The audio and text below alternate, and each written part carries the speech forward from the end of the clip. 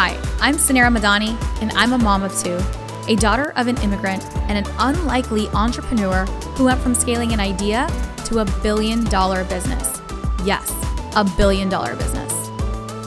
Along the way, I learned that less than 2% of female founders ever hit 1 million in revenue, and I became obsessed on a mission to change that. I believe that there is so much gatekeeping in business knowledge, and that we as female entrepreneurs should be learning from other female founders and leaders who have broken the statistics. Since I never went to CEO school, I've had to learn it all the hard way, but you shouldn't have to, because we believe that you deserve to have it all. And honestly, nothing bad happens when women make more money. Grab a seat because class is officially in session. Welcome to CEO School. Hi, and welcome to CEO School. I'm your host, Sanira Madani, and today I have such a fun, juicy episode for you today because we're going to be interviewing Sami Wunder, who is a relationship and dating coach. I don't think we've been through 189 episodes now. We have not had a relationship coach or a dating coach who specializes in helping high-achieving women find and keep amazing romantic love through embodiment of their magnetic feminine energy. So I know we're going to talk a lot about feminine energy, but some quick highlights about Sami is that she quit her job as an economist for the UN, so for the United Nations. She had 2,000 pounds in her savings account. She's obviously from London. She's from India, but she lives in Germany now. And she made 6 figures her first year as a relationship coach. And now she has a multi-7-figure business. And she has served literally hundreds of clients, Hollywood celebrities, UK TV stars, CEOs, bankers, lawyers, authors, entrepreneurs, and has been featured everywhere. Forbes, Business Insider, I think BBC called her the Get the Ring coach. So we're so excited to have Sami today. Sami lives in Germany with her husband, Chris, and her 2 beautiful boys. So she's also a mother. Sami, welcome to CEO School. Thank you. I'm so excited to be here, Sanira. I'm so pumped to have you. I have so many questions. So I've just been binge watching the TV show Indian Matchmaker. So you are Indian. I'm Pakistani, but very close in culture and all of that. And it's been so funny to watch, what's her name? Seema Auntie on Indian Matchmaker. And then today I got to the studio and I see your name and I'm like, oh my God, I know I've been stalking you on Instagram for a while. I think it's so fun what you do. And I'm like, oh my God, we have a real life Seema Auntie on the show, which I'm sure you're nothing like Seema Auntie, but it's just been so fun because I've literally been watching Indian Matchmaker. Do you watch the show?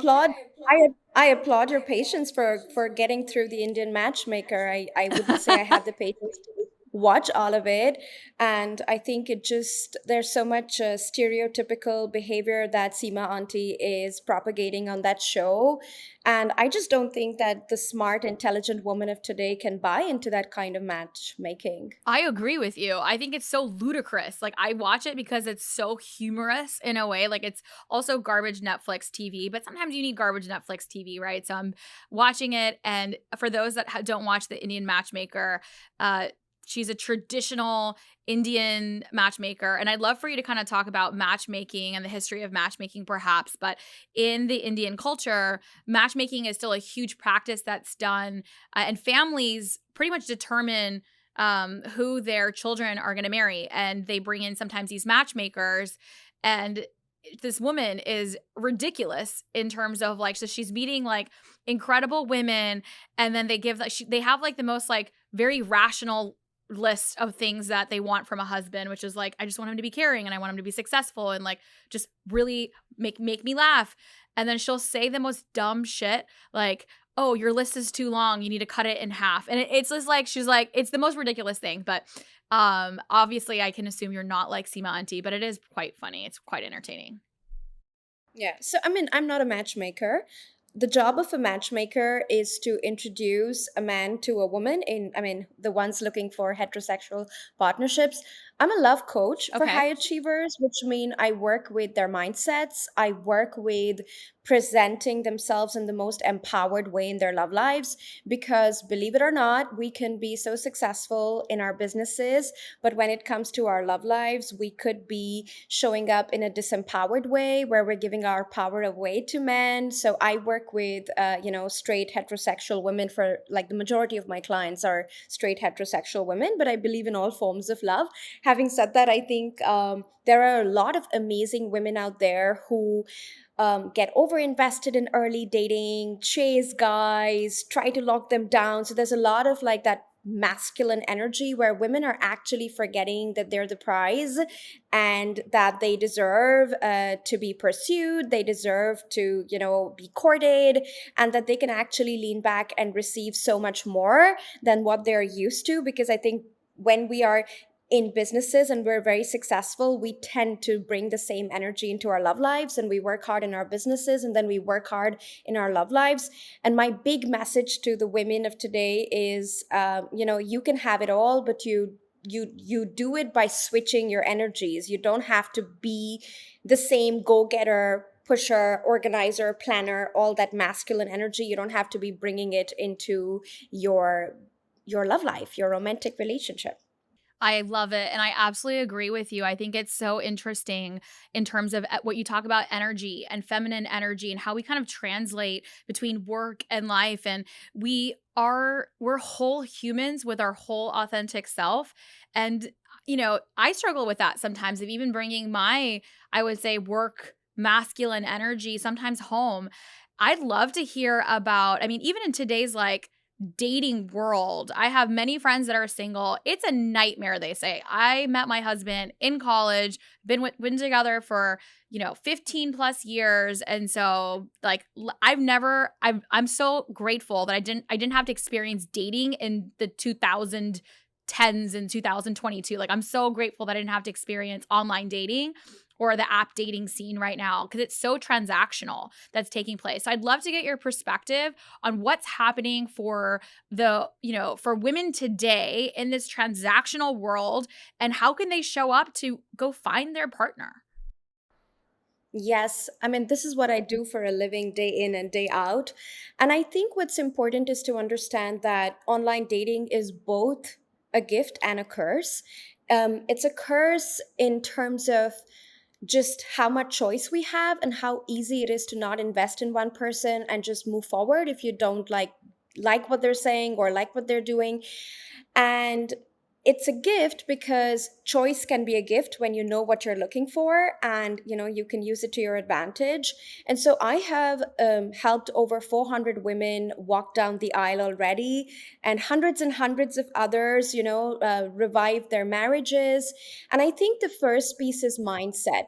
And by mindset, I think as the leader of the CEO school, Sanira, you understand that life can throw hardship at you, but how you respond to it really makes the biggest difference. And I think it's the same in dating, which is where I tell my clients, you're a winner, you're an achiever. I want you to bring the same mindset to your love life. Like, Okay. don't play a victim in your love life, Mm. and use the choices that online dating apps are giving you in order to, play the game better. So, for example, like so many of my clients, they have gorgeous LinkedIn profiles. So I'm working with seven-figure, multi-seven-figure CEOs and famous women.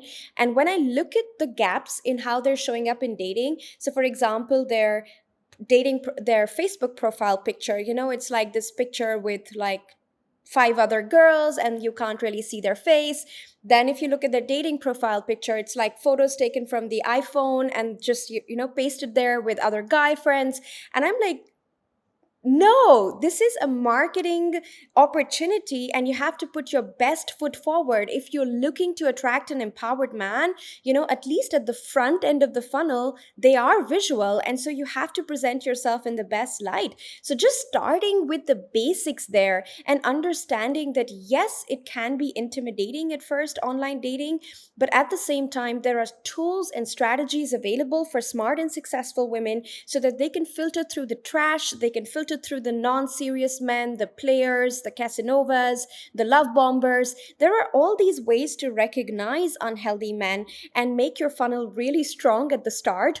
And so my clients, it is not surprising to me that some of my most successful clients, they meet their husbands online, and these are wonderful men. These are adoring, successful, handsome, loving men that they meet on these apps. And I think it really starts with the mindset. Like, you cannot play victim.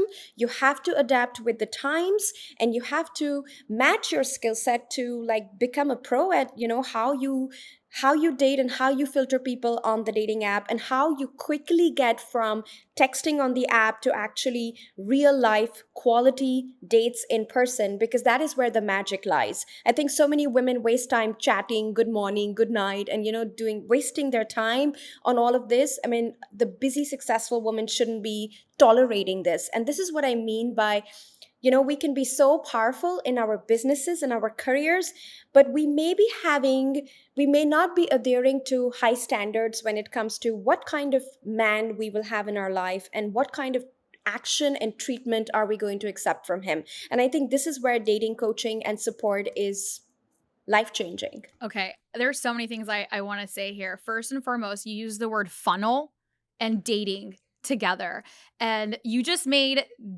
dating into business for me, and I'm like really excited right now. Like, you're just making my heart sing, and our audience for sure knows like how much like I'm just like jumping out of my seat right now because you use the word funnel and strategy, and you're applying business strategy to your dating strategy, and that is so true, right? And I'll tell you this, even for I sometimes feel I'm not in the dating scene, but this also applies to when you're trying to get a job, right? I've seen it's the same stuff, like the profiles that I see sometimes, and I'm like, can you update your LinkedIn photo? Can you like invest a little bit in your personal brand and just put it together? Put it together because it's your first impression. And I love that you talked about the funnel, right? You said like you just got to get through part one to get to the next step, to get to the next step. And people want it all to close on the first transaction or the first thing. And you've got to take it to the different stages, like a lead flow, right? Like your funnel lead flow of how we attract customers in business is you attract like you're like, okay, this is a lead, it's an MQL. And the next stage is a sales qualified lead, which would be into your DMs, into your text message. The next would be like an opportunity, which would be let's go on the date. You just made dating into a funnel, and I just want to I just want to cry. I love it. I mean, I love that you noticed that. And may I just add to that? It truly is a funnel, because I teach this concept of rotational dating at the start, which is like having many leads and many prospects at the start and not getting laser focused on that one Ooh. guy that you like, because that gets you over invested often in the wrong person, in a person you've not really vetted. So it's like an unqualified lead Yeah. that you are ready to gift your $6,000 group program to, and you wouldn't do that in business. So don't do that in love. And this is like this is what empowerment in love looks like. It looks like understanding that you want to have many men that you're speaking to at the start of the funnel. Then that funnel reduces to like, okay, not a match, not a match, not a match, but you still have like 2 3 potential guys that you're speaking to. And then in my program, Sanira, I talk about the difference between intimacy and intensity in dating. And what happens is that a lot of us who are busy, successful women, we are seeking intensity in dating. We want to look at a guy and we want to go like, he's the one. We just get along. He's so hot. He's so successful. This is the guy, right? And we want to go for intensity. But intensity and choosing based on intensity most often leads to dating burnout. In other words, you will really start off well with a guy. Everything will go really well. You'll talk hours on the phone. You will meet 3 times a week. And then suddenly around week 6 or week 8, you find that the communication is dwindling. You find like he's taking more time to like write to you and text to you. And before you know, around the 3 month mark, he's disappearing. And this happens to so many amazing women, and it leads them to become jaded, and it leads them to become embittered. It leads them to blame the men. And what I teach my clients is to really pace yourself and pace the guy in dating. Okay. And when you do pacing, what actually happens is that you get to know the other person over a period of time through several smaller, less intense interactions. And this is how, so I call this intimacy. And I say that this is actually a far superior way when you like really spend time with someone 3 months or so, and you take your time vetting the person, getting to know the person. Because if a woman comes to me and she's like, twink stars in her eyes and butterflies in her stomach, and she like is in love with this man within 2 weeks, I straight away ask her, what is imperfect about him? Who is he when he gets angry? How does he treat his parents? How does he talk to the waiter in the restaurant? Now, unless you have seen those things, you possibly can't be in love.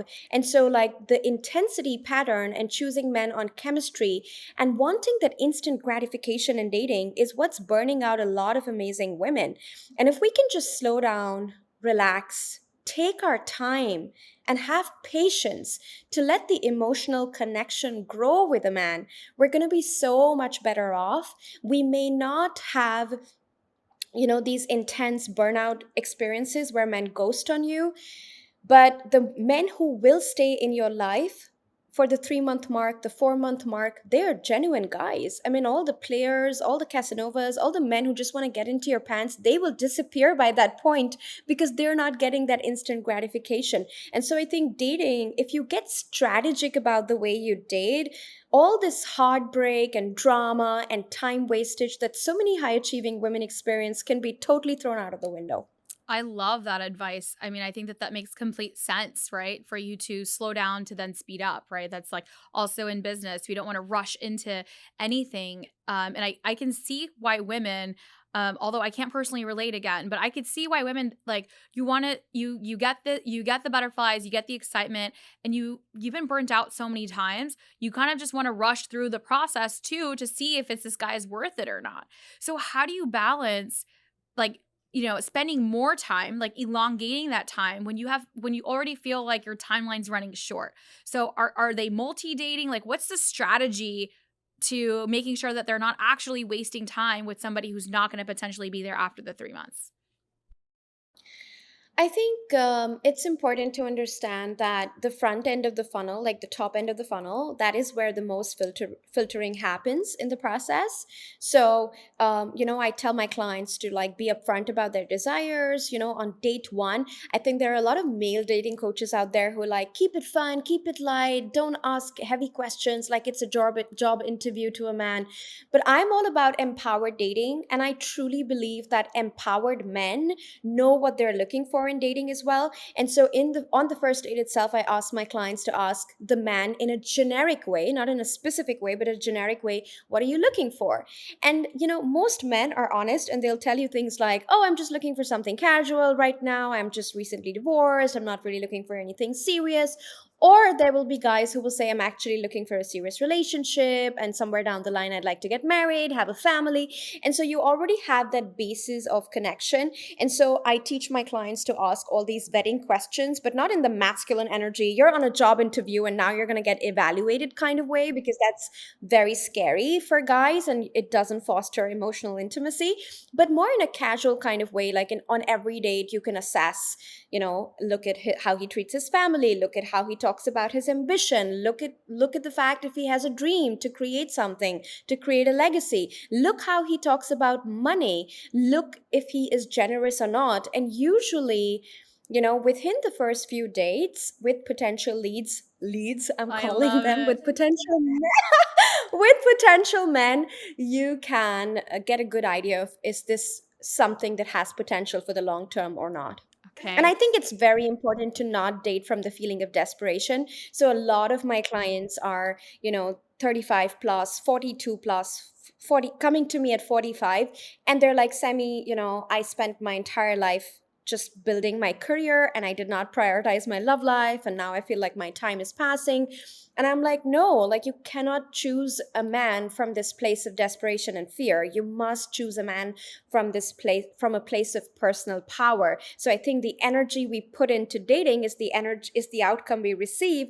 And so it's really important to be aware of about not coming from that place of desperation. Absolutely. And it's the law of attraction, right? Like it's the same thing. What you put out, I mean, it's what you receive as well. You're attracting if you're gonna come from a place of desperation, you're not gonna attract that partner as well that's gonna be confident and that's gonna wanna have like that appreciates the empowerment that you bring to the table. This is so fun. I wish actually my coffee was a glass of wine right now because we should have done this as like a Wine Down Wednesday episode, ladies.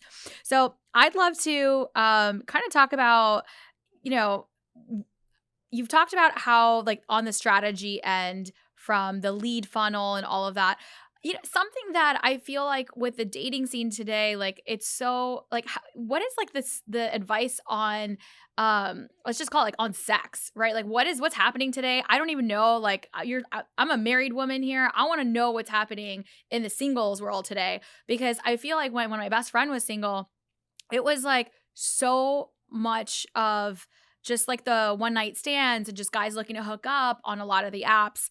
And so how do you like what's happening? Can you give me like a for the women that are just wanting the juiciness, like what are we supposed to do? What's happening if they're single? Give us the down low and then what's your advice on going fast or going slow?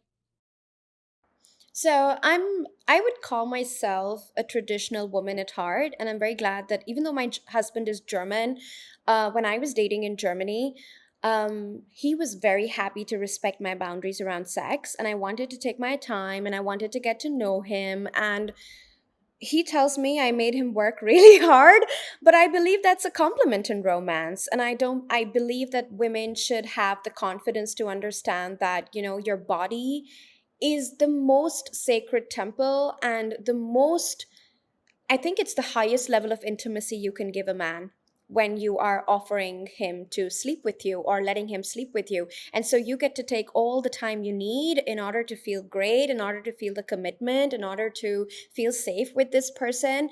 And my advice on sex is like, if there are men who just start the conversation with you around sex, I don't think they are serious men, honestly. I don't think there is an empowered man on the planet who doesn't understand that you do not lead with sex. It is something that can build up. It is something more subtle. It is something more, it's that soft game that you play by flirting with each other, but you never ever start by saying, "Can I please, look at your panties," And if a man is sending you those type of messages, the clear instructions in the Wunder world are to just block, delete these men. They're really not worth your time because they're not showing you the emotional maturity that a man who is your match will show. And so, zero tolerance policy in the Wunder world in early dating. And then, of course, I think once you are done with a few dates and things progress, usually my advice is to like take it slow till the 3 month mark, get to know the guy, make sure there's an emotional connection. Because if you put a handsome man and a beautiful woman together, it is not very hard to feel physically attracted. Like that is just part of the deal. But what is harder to find is compatibility. What is harder to find is a soul to soul connection, an emotional connection, and that takes time. And so when you take the time and you finally sleep with the guy, he just doesn't wake up and say, "Oh, she's hot." He wakes up the next morning and says, "Oh, she's hot, and I love the way she thinks," or "I love the value she brings to my life." And so for a committed partnership, we're looking for that kind of connection, not just physical attraction. I love it. I think that that's solid advice and probably the same advice that I would probably give is to make sure that it's the right connection. But it's a lot of pressure, right? That is also the world is just it has become so transactional with the dating apps and it's really tough to filter through the noise. But as Sammy says, it's just a disqualified lead, ladies. So let's just DQ them out. Wow, that no pun intended right there. Let's DQ them out, disqualify them, and work on the right connection. I'd love to talk about, Sammy, just on the feminine energy part. I'd love for you to go a little bit deeper into what, you know, I think that sometimes as women, we don't know what role to kind of how do you shift from being that masculine energy at work? We're all empowered. We're the modern day woman is an empowered woman. If I'm still empowered at home, how do I balance? Like, what do you talk about? Like, from feminine energy to masculine energy at home. And I know you also talked about not only do you do new dating, but you revive relationships. So I'd love to segue into that as well. So, talking about feminine energy, and I could talk about it all day over coffee, but I'm just going to give you like the gist of it.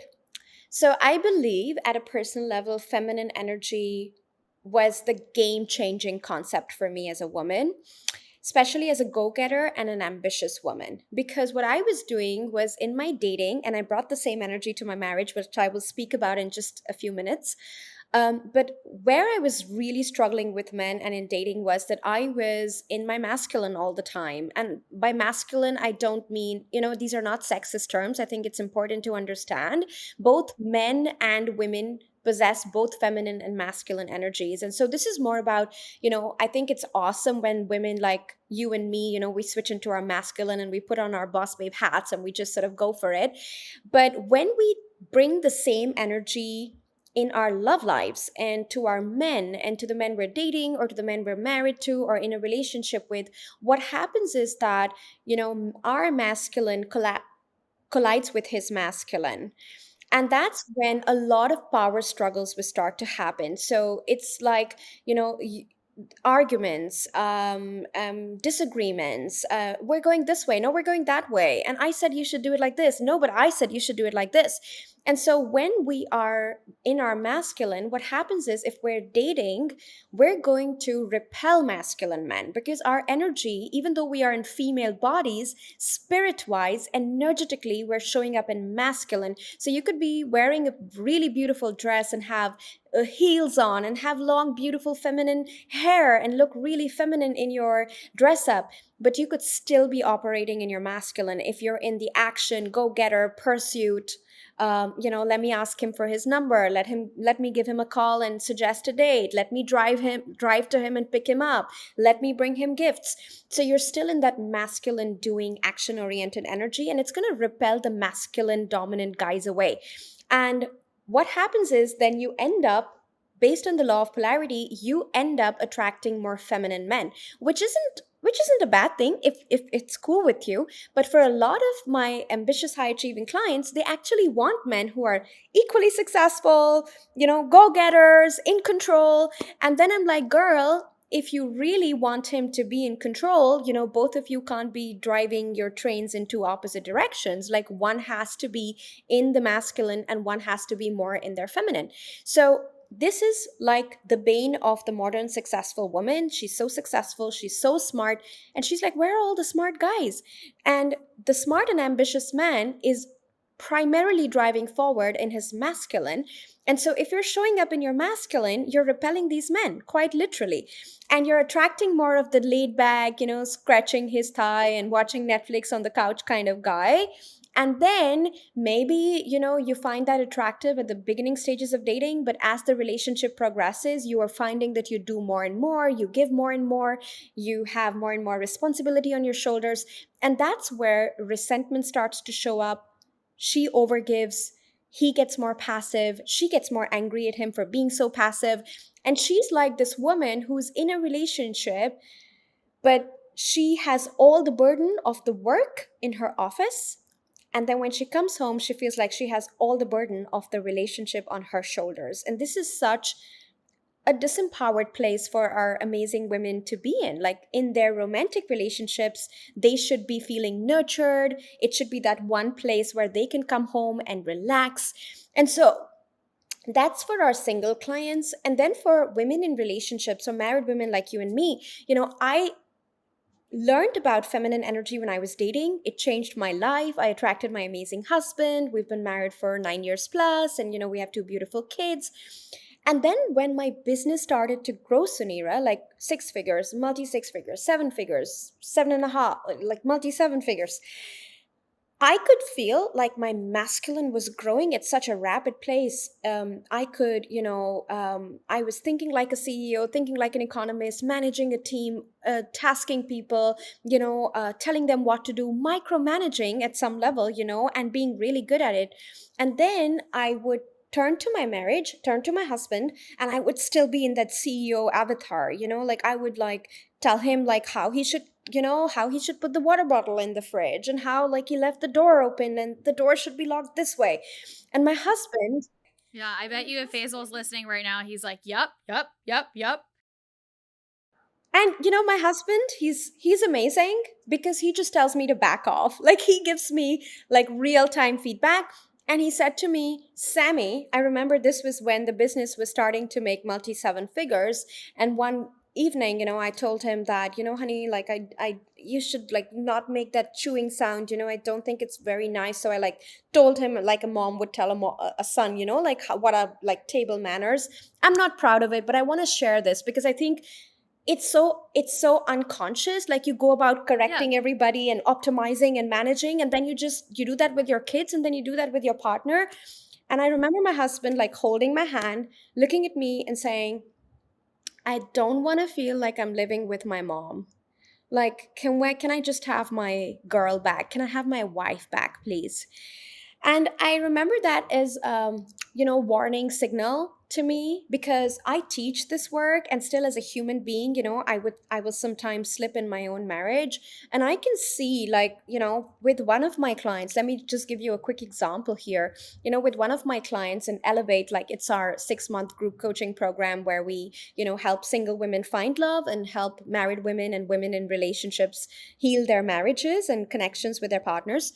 And so I had this client who came to me and told me that in her 10-year relationship, they literally have like sex once every 3 months or so.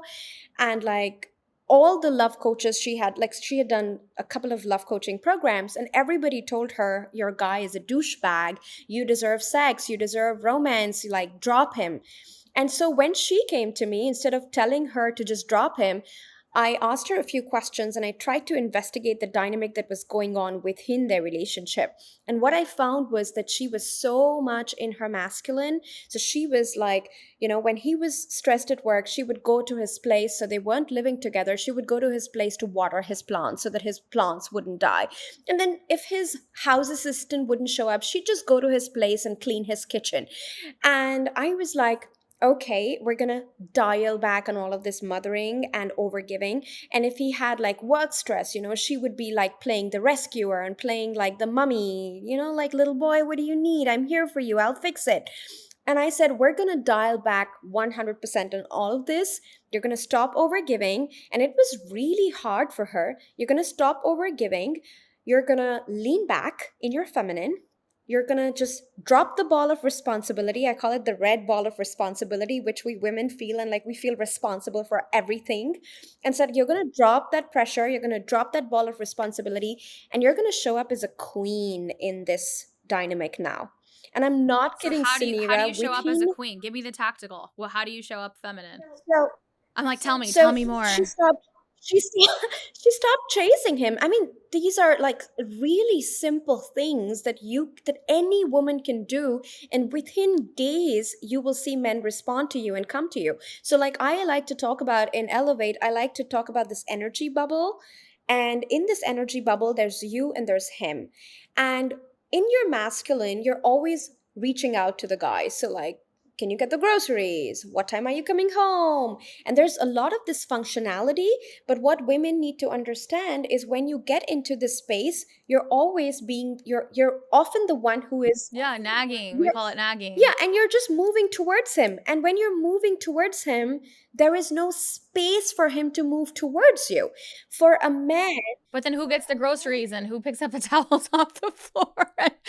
Who picks up the kids on time? yeah. Yeah. And so I totally get it because I'm a mom myself. I totally see myself like getting in that functional zone. But what we have to do is like maybe when the kids go to bed at 7, that's when you can lean back in your feminine. That's when, Okay. you can sort of let I like him that. come to you. And so in her case, in my client's case, I said, please stop calling, please stop asking him when he's coming over. Let's just see what he will do. Like, let's just calm down here. And it was really interesting, like how the first few days always feels like we're dying, right? Like if we don't text, if we don't call, we feel like dying. But then we start to calm down in that equation, and in the energy bubble, when you lean back and relax, that's when you see the masculine starts to move towards you. And so in her case, she stopped the overgiving. She stopped going to his house to water his plants. She stopped offering to drive him to the airport. She stopped all this over functioning, as I like to call it. I love, I'm gonna pause you here. I love that when you talk about feminine energy, like that's not motherly energy. And that's actually really interesting of a dynamic of what you're talking about, because I would have assumed that the nurturing and the caregiving is a feminine trait, but you're right, that's a motherly feminine trait, not a sexual partner, like, relationship, romantic feminine I energy. mean, think of it this I've way. never seen I never thought about it that I mean, way. think of it this way. Mothering is a hardcore masculine activity. Like, how much do we need as mothers to be springing on our steps, making those milk bottles? I mean, I have a 2-year old right now, so, I still make those milk bottles and change diapers. And there's just so much action there. And so there is action there. And number two, there is protection there. So when you are in the mothering energy, M for mothering, M That's for it. masculine, I get it. you are in the you are in looking at your man as fragile at some level, because Yeah. that's how you look at your kids. And no man who is in his empowered masculine wants to feel like he's fragile, or be treated like he's not got his shit together, right? So mothering is actually an insult to empowered men.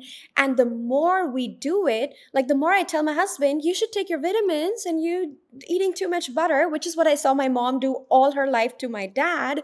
And he was always resisting it and telling me, I'm a sovereign, telling my mom, I'm a sovereign, like, don't tell me what to eat.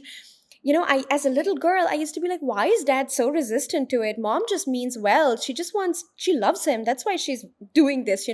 But today, like, I respect my man's sovereignty, and I don't treat him as somebody who needs to be told what he should eat, what he should drink. And I think it's important to not judge ourselves for the ones who are listening to this right now, because I think we've all done it. And I think those of us from, traditional cultures, like you coming from Pakistan, me coming from India, this is what we saw our moms do all the time. This was role model to us. And this is one of the ways in not only in which you push empowered masculine men away, but you also kill passion, you kill the lust, you remind him of his mother. And it's hard to connect, like, dream girl lust and passion with feeling motherly feelings with your wife or your girlfriend. And so it's not just masculine, it's also just treating our men as fragile. And I don't, from everything I know about men, and we actually teach an entire module on understanding men, because if you understand how their minds work and how they perceive your love, you can capitalize on that wisdom. And so, very early on, I learned that my husband, whether I like it or not, my husband does not receive love in this way. He doesn't want to be loved in this way. I love it. I mean, something that's really important is like languages of love, and just understanding how you want to give love, how you receive love is so important. I actually talk about, we actually do it at work. So actually for my executive team, and like I know everyone's love language, because the way that we show up at home is also like the love doesn't change of how we want to be receiving love. And maybe I'll save that for a Wind Down Wednesday episode on the love languages. I'd love to share with you guys why this concept is so important. But my final question, Sami, this has been so much fun. I could literally talk to you for hours right now. And I know the ladies listening are like, we're loving this. Like this is really fun. I'm just really enjoying it. Thank you so much for being here. For my final question, before we part ways, I want to talk about lust. Okay, so we talked about the energy, we talked about how we're treating our men, and in any relationship, whether you're single and trying to attract or you're in a relationship, what is the feminine energy of lust, and how do we drive incredible sex from being the lustful, passionate, feminine part of our energy? Because it's so empowering. And it's something that honestly no one ever taught us, right? Especially in my culture, right? I'm Pakistani. I didn't even have the birds and the bees talk. And so learning about sex came, as a teenager, and not from the right resource, like not from the right sources, and then through experimentation and through all those things, and which is good, but I'd love to get your perspective on lust. So that will be the final question. So give us the juicy and maybe three tips. I'd love to get your 3 tips to have the most amazing sex of your life. Let's do it. I think the first, okay, I love that. I think the first is just really embodying your feminine energy, which is stop the overfunctioning. It's really easy at some level.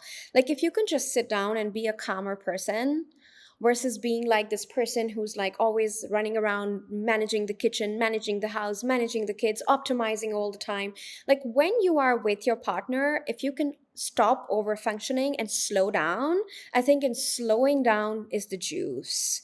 And so when I'm with Chris, like we just find that at the end of the day our minds are so full of stuff. Like there's business and there's kids and there's all the management and renovating the house and contracts and work and like just so much and you can't make love in that space. You can't feel excited for yourself or the other person in that space. And so slowing down, having some downtime just for the two of you, and just slowing down and being in your feminine and stopping the over functioning is going to create that space that we need in order for love and lust to flourish. I think the second big tip is to understand that you are the prize and you are the woman he chose to love and to be with. And so he finds you hot and he finds you sexy. And so many times I find that women are trying to overcompensate and work too hard for sex. Like, I don't know, trying to seduce him actively or trying to, like, make it happen. And that actually is where the passion goes out, because you're the prize. You don't have to try hard to make it happen. You have to believe that you are what he wants. And when you can vibe that energy, so I call it, you can call it the lighthouse. So I call it the lighthouse in my programs.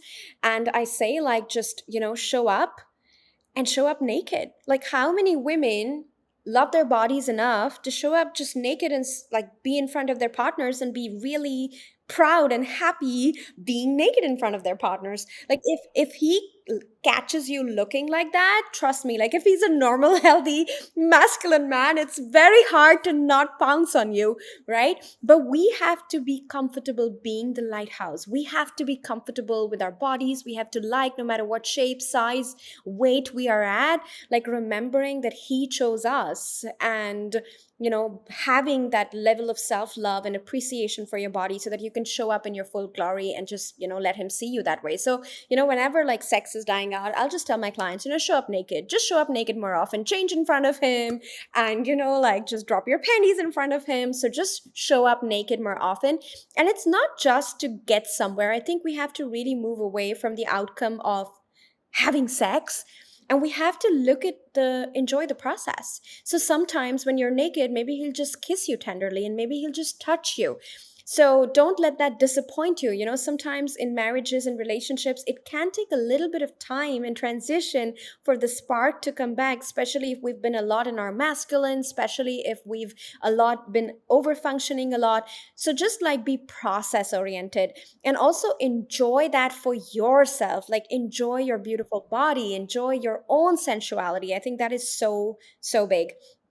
And I think tip number 3, I mean, I have so many tips. I'm like deciding in my head what I want to give here. But I think tip number 3 is We just, won't I complain if think you want to do more. So like I think more self-pleasuring. Like I think we're always so looking at our partners to like fulfill us, but like a truly turned on diva is looking so well after herself and having such a blast and such a party by herself that her partner would want to join the party. And so I think just being caught that way, letting him find you that way, like really like dripping self-love. And I think we have to we have to release our shame, especially those of us from traditional cultures. We have to release our shame, and we have to dip into the joy of receiving pleasure and making pleasure a priority in our lives. I think for so many women, achievement is such a priority that pleasure gets left far behind. And for me, personally, in my business, every time I prioritize pleasure, like literally every time I make time to connect with myself, to connect with my husband, my income grows. Like it's crazy. But when So I what am you're telling connecting, me is that more sex equals more more wealth. orgasms. Okay. Yes. Right? So this is about receiving. So the way I like to teach this is like this is Abundance. about our It's all capacity abundant. to receive. Exactly. It's joy, it's pleasure, it's wealth, it's all the same frequency, right? It's all good things. And the more you can open yourself vibrationally to tune into joy and pleasure, I believe the more you can also make money in your business, and it's just a vibrational reality. I love it. This has been such a fun conversation, Sammy. I could literally talk to you for hours. I appreciate all of the insight, all of the tips. I think that, it's just not only a fun conversation, but an important one as well. And so I just appreciate you being on and sharing with us all of your amazing knowledge. How can we find you? So if women want to work with you, if we want to just follow along for advice, where do we find you? Yes. So what I do have, Sunira, is a gift for your audience, and it's about the three powerful feminine energy secrets that you can literally apply overnight to start making the concept of feminine energy feel less woo-woo for your Mm-hmm. audience. Because I know your women have got it going when it comes to business, and they're action takers, so they've got the masculine energy part nailed down, but the feminine energy part still feels a little woo woo. It feels vague. And so I have this training that I am Thank gifting your you. audience, and it's all about leaning in at work Okay. and leaning back in love. So we know Sheryl Sandberg's book, Leaning In, Lean In. Yeah. And so this is about leaning in at work. So being the boss babe, being the, CEO in the CEO school, but also being able to lean back in love and have that amazing love in your life. Now, it also comes with a PDF scripts, feminine scripts to have conversations with men about money, sex, conflict resolution, getting him to spend more quality time with you, getting him to be a better listener. So, how would you have these conversations in the feminine energy? So, there's a PDF that comes with this training. So, they can find the link in the show notes Perfect. of the podcast. That is my gift for you. I love And of it. course, you can find me. Yay! And you can, of course, find me on the internet. So, just type my name, SamiWunder.com, and you'll find me. And you can also follow me on Instagram, Sami Wunder Coach. And yes, follow I me love it. everywhere. Come say hi. We will. I cannot wait to hit follow and I cannot wait to download this PDF and the scripts. I mean, thank you for making it so easy, especially for us women who, we've had to compensate in the male work environment too. It's not our fault, right? We've had to show up in masculine energy to have a seat or to create space. And if we didn't, then we wouldn't be here where we are today in the working world. And so it's been this struggle.